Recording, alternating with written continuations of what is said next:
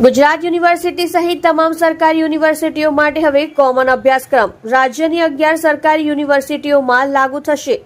Common એક્ટના ભાગરૂપે સરકાર દ્વારા તમામ સુધારા સાથેના સત્તાવાર ગેજેટ પર મોડલ સ્ટેચ્યુઝ જાહેર કર્યા। સત્તાવાર જાહેર થયેલા નોટિફિકેશન મુજબ નવા જે ફેરફાર કરવામાં આવ્યા। તમામ સરકારી યુનિવર્સિટીઓ માટે હવે વિવિધ વિષયો માટે કોમન અભ્યાસક્રમ નક્કી કરવામાં આવશે અને તેનો યુનિવર્સિટીઓએ ફરજિયાતપણે અમલ કરવાનો રહેશે।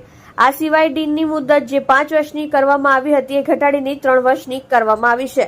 આ સિવાય યુનિવર્સિટીઓએ ખાનગી કોર્સ માટે ફરજિયાત ફી રેગ્યુલર કમિટી નિમવી પડશે। સ્ટેચ્યુઝના આધારે યુનિવર્સિટીઓએ અમલવારી માટે હવે ઓર્ડિનન્સ ઘટાડવાના રહેશે। ગુજરાત યુનિવર્સિટી સહિત રાજ્યની કુલ 11 યુનિવર્સિટીઓમાં ગત 9મી ઓક્ટોબર 2023થી ગુજરાત પબ્લિક યુનિવર્સિટીઝ એક્ટ 2023 લાગુ થયો છે। એક્ટના ભાગરૂપે સરકાર દ્વારા મોડલ સ્ટેચ્યુઝ જાહેર કરવામાં આવ્યા હતા। એ પછી તમામ યુનિવર્સિટીઓને પોતાની રીતે કોઈ વાંધા અથવા સુધારા જણાય તો કમિટી બનાવી રજૂ કરવાની સૂચના અપાઈ હતી। આ દરમિયાન તમામ યુનિવર્સિટીઓએ કમિટી બનાવી જુદા જુદા સૂચનો રજૂ કર્યા હતા।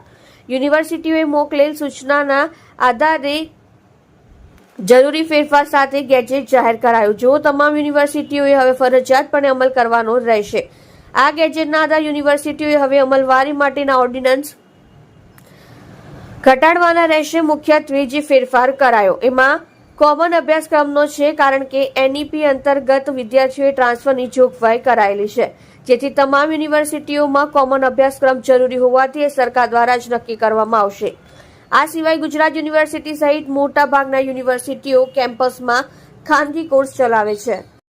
કોમન એક્ટ 2023 જ્યારે અમલીકરણ કરવા માટેનું વિધાનસભામાં મૂકવામાં આવ્યું હતું ત્યારે જે અમલીકરણ થયો હતો ને એના સ્ટેચ્યુટ મંજૂરી માટે ફાઇનલ નોટિફિકેશન અત્યારે બહાર પાડી દેવામાં આવ્યું છે। તમામ યુનિવર્સિટી જે છે એમનો કોમન એક્ટ છે, એમની પ્રોફેસરના ભરતી પ્રક્રિયાથી લઈને એડમિશન પ્રક્રિયા, જેથી કરીને વિદ્યાર્થીના દરેક યુનિવર્સિટીનો વિદ્યાર્થી દરેક યુનિવર્સિટીના કોમન એક્ટથી એ એક સરખી પ્રોસેસ રહે।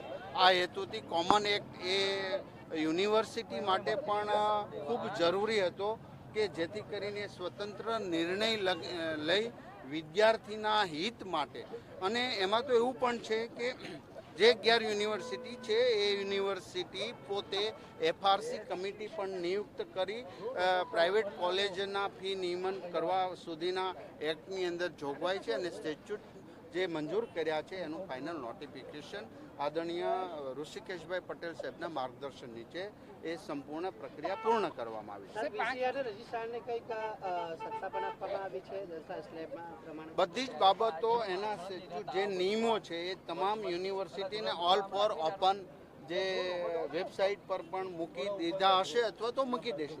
તમામ માટે એક સરખા નિર્ણયો અને નિયમો એ કરવામાં આવ્યા છે। 5 વર્ષની જે મુદત હતી એ પણ 3 વર્ષની કરવામાં આવી છે।